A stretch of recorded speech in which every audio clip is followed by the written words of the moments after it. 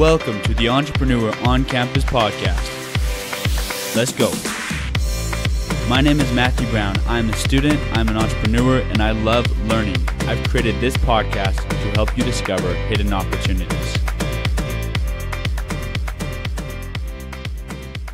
Hey everybody, welcome to another episode of the Entrepreneur on Campus podcast. So today's going to be a little bit different. This time I haven't interviewed anybody.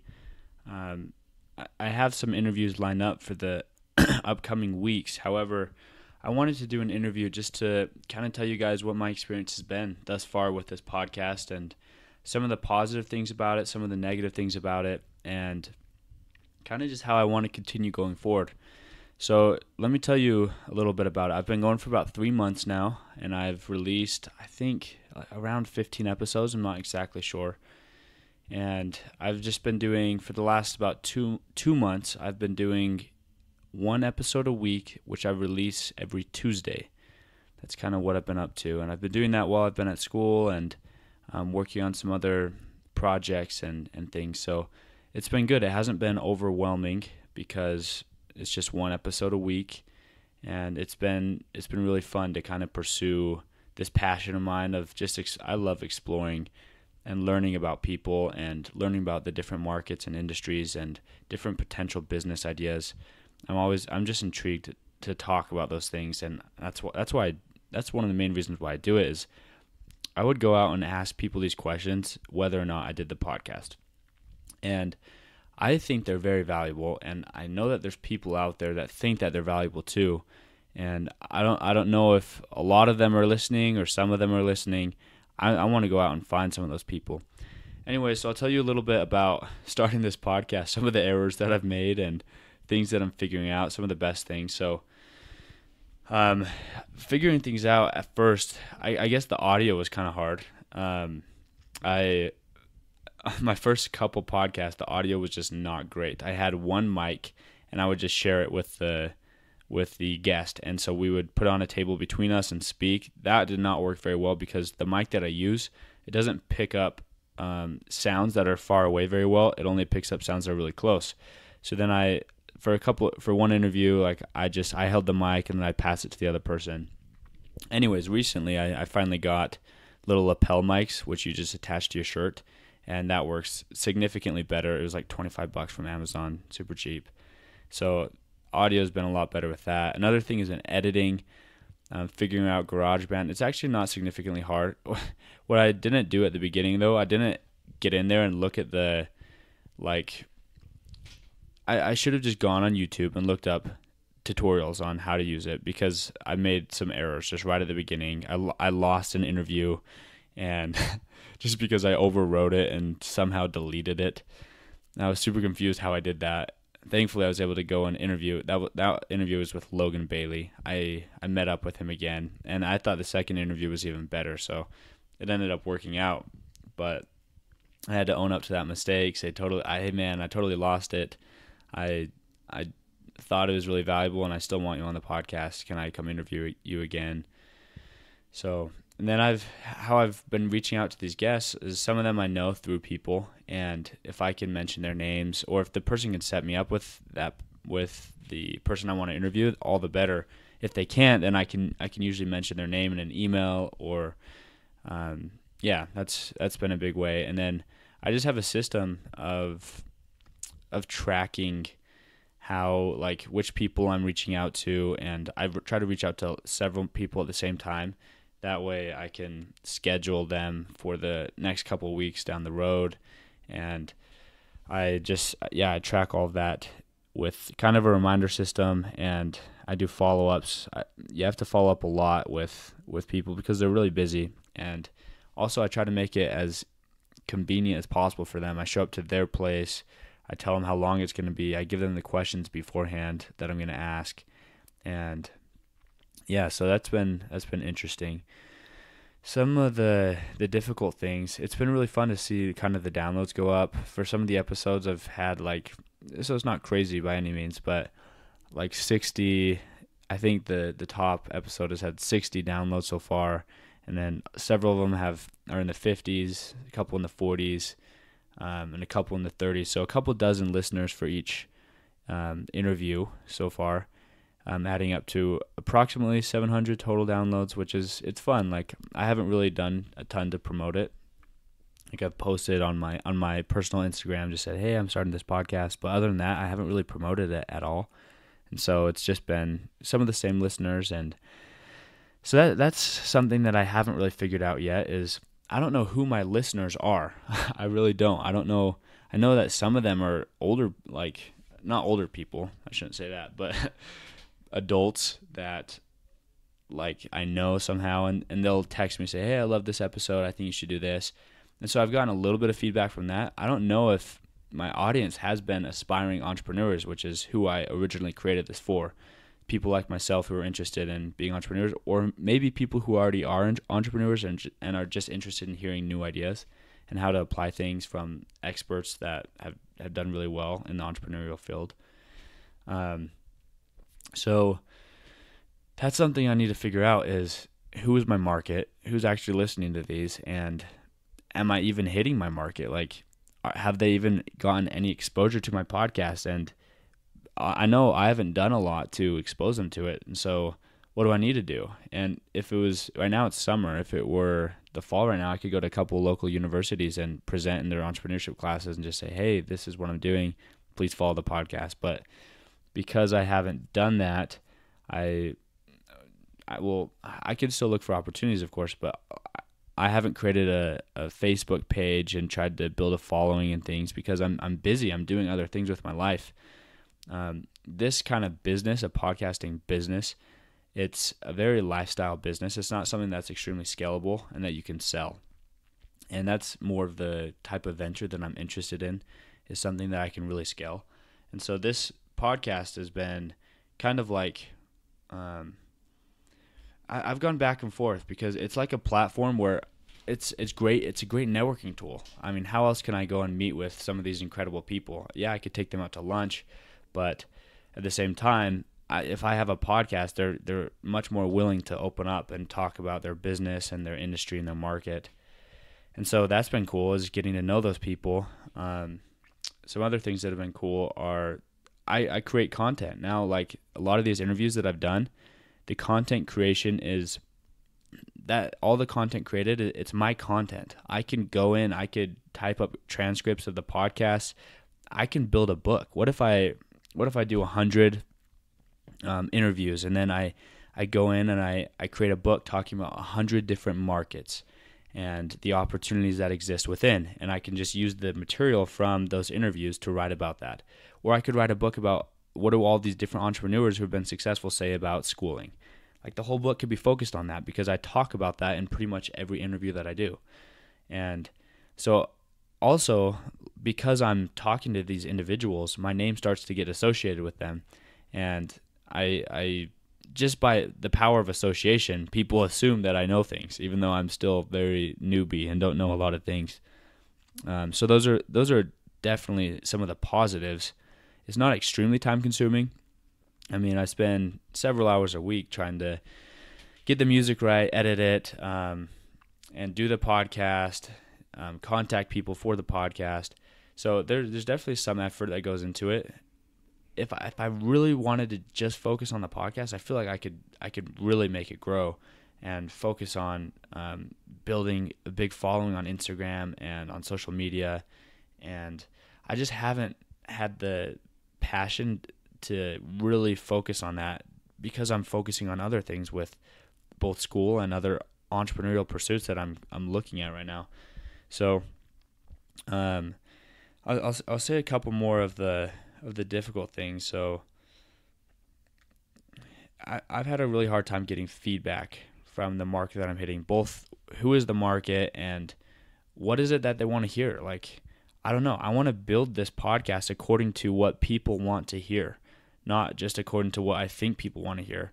And so far, it's just kind of like, it's been mute. I see people listening, but I don't see them as real people. Like, who are they? and what do you guys want to hear? So whoever's listening to this, like, I don't know if you should even put your personal email out here on like a podcast, but I would love to get some feedback. My email is Matthew, Mathew, C, the letter C, and then Brown, BROWN 96@gmail.com.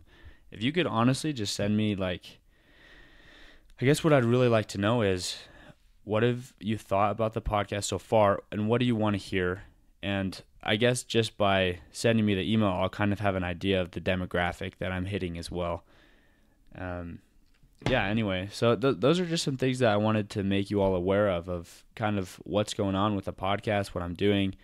I'm still really looking forward to continuing it, and I want to keep meeting new people, keep learning these insights, and keep sharing them.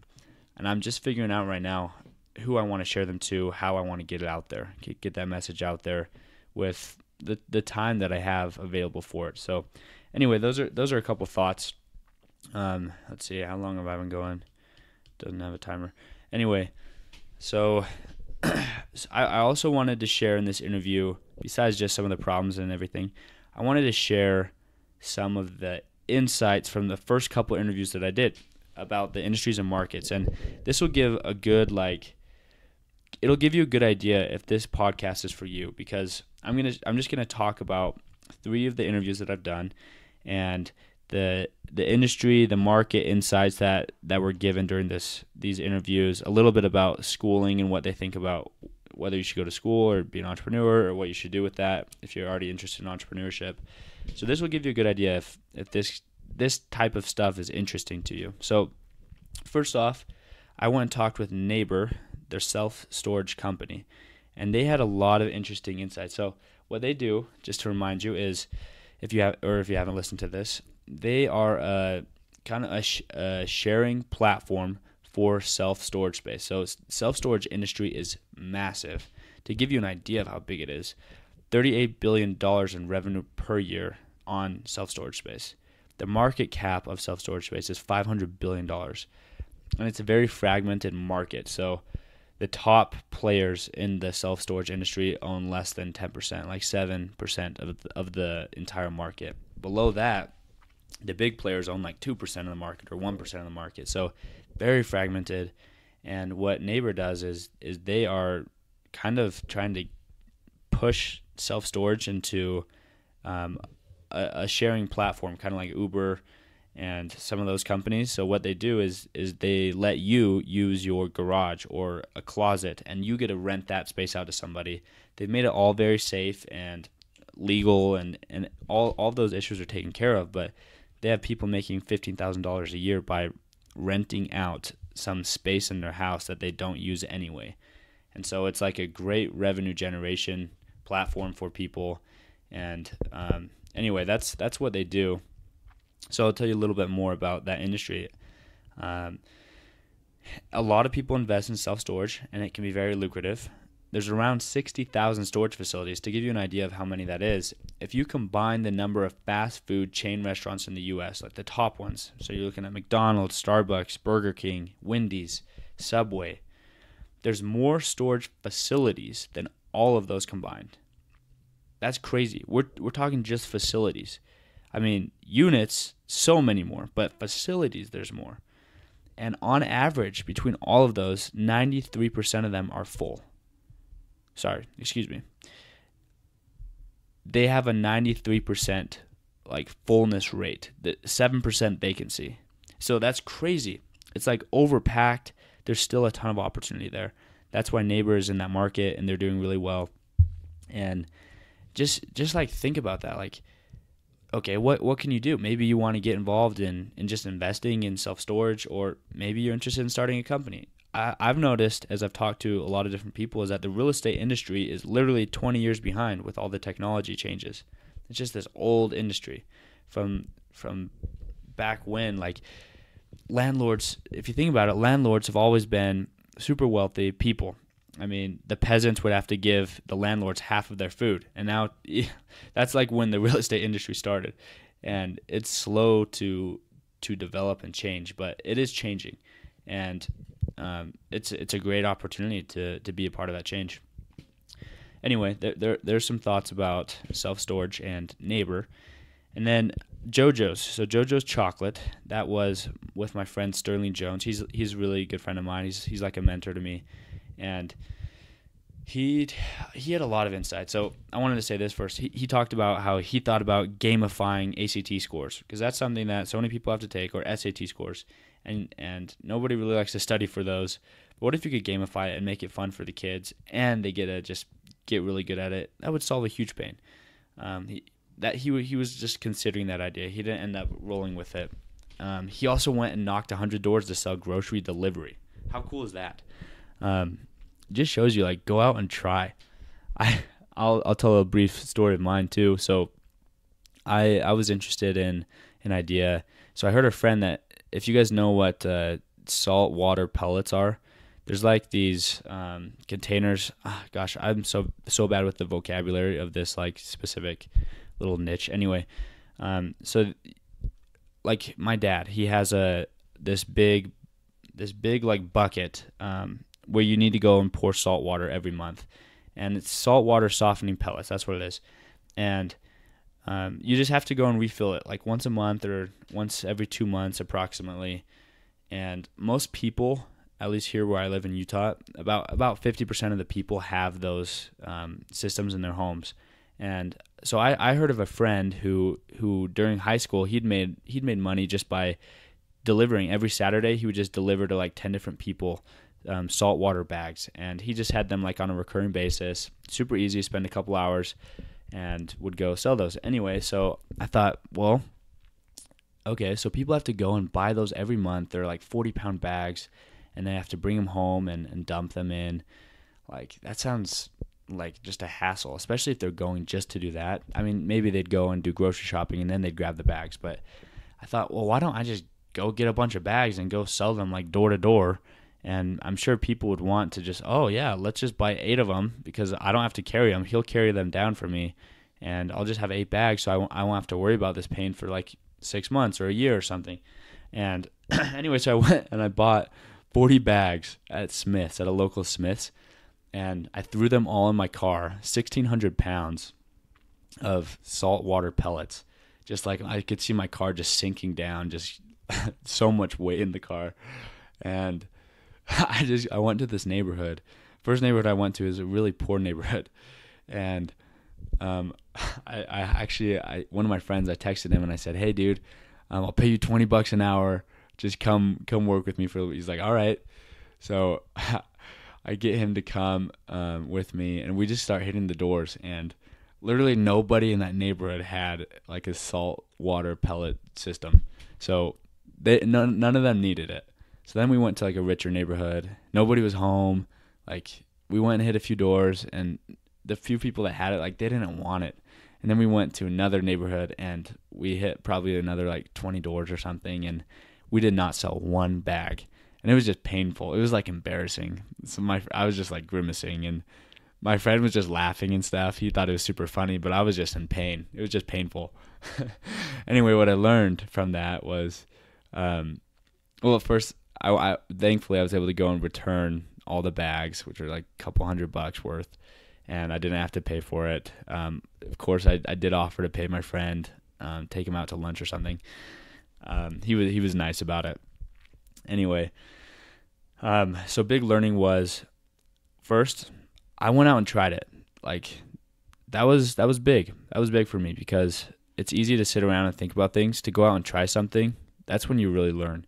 And what I learned is, before buying in bulk, like, I want to make sure that people want whatever I'm selling. So if I could have asked a few people beforehand, or really thought it through, like, could I actually just make money? I just wanted to make a quick buck from it, and it did not work, but I learned a lot. So anyway, a lesson is from both me and from Sterling Jones at JoJo's, like, go out and try. Just go try ideas and see if it works. One other quick thing. Guys, it is so fun to sell if people want your product. If people don't want your product, then it sucks. It's just not fun to sell, because you just get rejected all day. But if people are like, wow, that's so cool, and tons of people just start buying your product, it's like, it's the best. It's the best thing ever. It's so fun. You just feel like you're just offering such a great deal, and I love it. Anyway, so some other things that he talked about, Sterling, is he talked about retail. He said it's a game of who you know.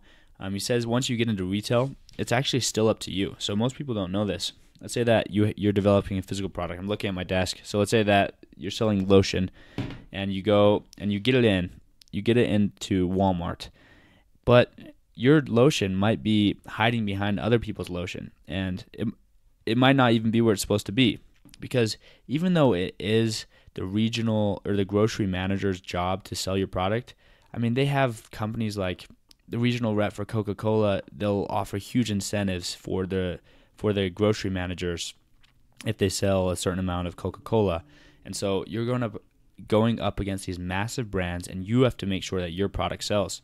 And so what you can do is you can hire brand ambassadors, can help with demos, and they can make sure that it looks good on the shelf. But if you're in a bunch of different states, you're a small company, and you have to pay people to go check it out, like, it's expensive. You got to it's harder than people think in that sense. You have to really sell your product. Once you build a big brand, it becomes easier. But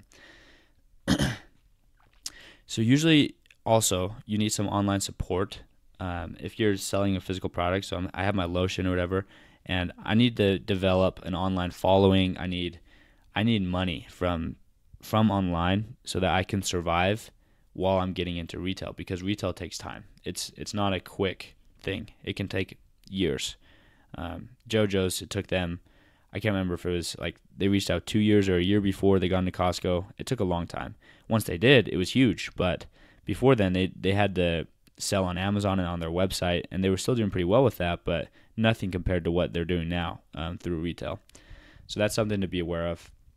Another thing we talked about that was pretty useful was how do you get a barcode? Like, how do you get a barcode on something? You literally just go online. You could buy one, just like you're buying a domain for a website. You can just buy a barcode and you could stick it on your stuff. Pretty simple. We talked about the healthy snacking industry quite a bit. So it's super hot right now. Walmart, like all these big retailers, they're starting to implement a lot of healthy snacks. Even though it's snacking in general is a lot bigger than just healthy snacks, people are becoming much more aware of things. If you look right now, so right now it's June of 2019, like the ketogenic diet is huge. Like I just see people talking about it all the time. There's tons of different products out there now, and it's just hot. It's just a hot market. He also mentioned that within this healthy industry market, there's a lot of Me Too products. So a lot of people that are just copycatting, and the ones that really succeed are the ones that are very different and innovative, or they just have a big brand. The good part about being in that industry is it is food. Everybody eats food. Some of the wealthiest people have been just owners of large food companies, specifically large chocolate companies, which is what JoJo's is. JoJo's is a healthy dark chocolate, so it's a dark chocolate bar with additional protein. It's not a protein bar. It's a chocolate bar with protein, and it's delicious. Anyway, so that's a great place to be right now. And then for Sterling Jones of JoJo's, he said that the purpose of school for him, he really had a realization that it wasn't just for grades or anything. It was for opportunity. So JoJo's became big for him while he was in school, and also relationships and bumping into people. Those things just became the most important, and that was the reason why he was in college. Okay, a little transition. We'll talk about Go React and B2B software platform. So I went and talked to Ken Myers. Ken Myers was just awesome. Like I stayed afterwards and I talked to him for like another 30 or 45 minutes, just in more detail about software and what it takes to sell B2B. And he had some great insights. So I just want to go through and share some of those. A little bit about his company, Go React. So they're in the ed tech space, education technology, and they sell So I'll just give you a quick example that I share in the podcast. So if I'm like in a class, I'm in a public speaking class, I can take a video myself and I can send it to my professor using Go React, and they could say, hey, at minute 212 or whatever, you are like your body positioning is very poor and you could have done better at this. And they could just it's a platform where they can give me feedback at specific times, and they've done really well with like the sign language industry, and they've been within the ed tech industry. They've gone after specific niches and have really dominated it. So they have crazy retention rates, like 97 to 98% retention. Most of their sources come from referrals, like 33% of them. They have great gross margin. Their growth has been crazy. They're the fourth fastest growing company in Utah. For them, they have a 24-month payback period, which means like they'll get the money back from going and finding customers. So let's say that they go and look for a customer, they get one, and it costs them a certain amount. It takes 24 months of that person being a customer for them to pay back. But because they have a 97-98% retention rate, it means that like it's totally worth it for them. Anyway, so let me just, I wrote down a bunch of notes. Let me just read a few things. So you need someone in the founding team that will beat the pavement and find revenue. So that's what you need. Like as a B2B software company, you need that. You just have to have someone that's willing to go out and sell and believe in the product. This was a very sage piece of advice. He said, don't give things away that you'll have to take back. Don't give someone a title or an office until you know that they can handle that all the way through. So for example, let's say that you're 30 years old, you're building, you want to start a software company. There's some 18-year-old that built this amazing software product, and you want to like be a part of it or something, and you do. And let's say you hire this guy as a chief technology officer, and he's 18 years old, has no business experience whatsoever besides he's coded something. It's like, is that the smartest option? Is for him to become the CTO and be a big partner of the company? Or could you hire him and give him a great job, but not have him as a partner? Because anyway, it's just like something to think about. Also, if you're giving employees, like, what if you just say to your employee, okay, I'm giving you this raise, and then you have to drop the raise later because you're not making as much money? It's like, that's going to be way more painful than if you'd never given it to him in the first place. So don't take things back. Be very careful with the benefits that you give people. So he sells a lot to universities, and university can have some red tape. They have a sales period of about 1 quarter, and that's their sales cycle, which is difficult because 3/4 of the year they're not selling, they're just preparing, and then 1/4 of the year they go and they sell hard. That's just how universities work. So that makes it a little bit difficult. He talked about not tackling adjacent markets. So usually if you pick a good company, like a good business model, you'll have a very large total addressable market, and you want to just focus on one specific part of that. Focus on a niche, and then after you dominate that niche, then you can focus on adjacent markets. He said don't tackle adjacent markets until you get to $8 to $10 million in annual recurring revenue. Keep in mind this is for B2B software companies. And if you want to decide like if B2B is for you, so you need to find out if you want to do B2B or B2C. B2C is more flashy. B2B is usually less flashy but more long-lasting for solving real problems. So B2C, you can make a lot of money, undoubtedly, but a lot of them are trends and like fads that come and go. A lot of the best B2B things are things that solve compliance. So I was just listening to this episode of a company called Collective Health in Utah, and so there was like a law change in Utah that really just helped this business expand a ton. They already had a good product and everything, but there was this law, and then they talked about how their business helped all the companies comply with this law, and then their business just like exploded at that point. So if you can solve a compliance problem, that's big. There's so many problems that exist. There's like a limitless supply of them within the B2B software space. Let's see. I think that must be done. Oh yeah, and then another big thing is like if you can create a product that does things that need to be done, then that's just going to be a huge hitter. Something he talked about was schooling. He said he's not a huge fan of, he says he's not against this, but he's not a huge fan of people going out right out of college and starting this big software company. It can work, but it's a lot better to go and learn about the obstacles. There's so many avoidable mistakes, and you got to be on the ground and really see the day-to-day to be able to recognize those different opportunities and a lot of the mistakes that happen. And it's really important to understand what a good market looks like, so that's why he thinks that schooling can be really important. He got an MBA. He talked about knowing the finances and stuff. It would make him much more comfortable with investors. Investors are more comfortable with him. If he ever wants to raise money, then he totally can, because he knows the numbers and he can explain why to investors like things are working. He knows what investors are looking for, which is a 7x to 10x times on the money that they invest. He talked about if you're going to start a software company, like there's a couple different things you could do. You can be, if you know tech, great, like put in the sweat equity, or find someone who's willing to put in the sweat equity and share that company with you for like, or you could just go and you could raise money and hire some great people, or you can hire offshore, and that can be a little bit less money. Hire offshore and people are willing to work for less money. Those are some different options.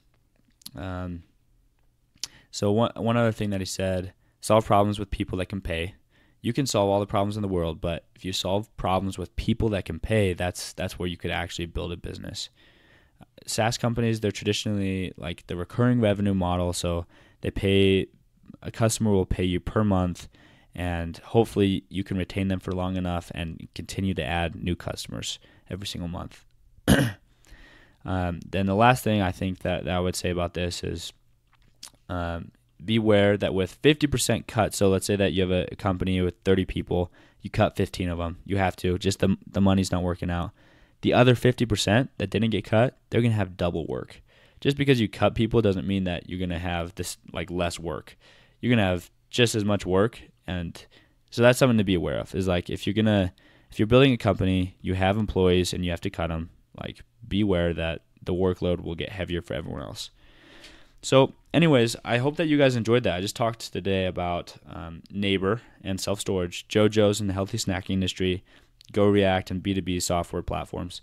So I hope that you guys were able to take some things away. I love talking about this, love thinking about it, love thinking about ideas. Man, it's so exciting for me. Like, I want to make a big difference in this world, and I'm just trying to figure out like, okay, which area do I want to go into? And it takes a lot of work, like figuring things out, like how big is the market, and how do you know if the numbers are accurate that you're looking at? And but it's just so cool to see like these people, they've built these products that have just been awesome and functional, and they've made a difference in the world, and it's so powerful to me. So I hope that you guys are aspiring to try things, to go out and knock some doors, or to go out and talk to people and just try things out. Like that's what I'm doing with this podcast too, is like I mentioned at the beginning, I don't know what I'm doing completely. I don't know how to market this really well.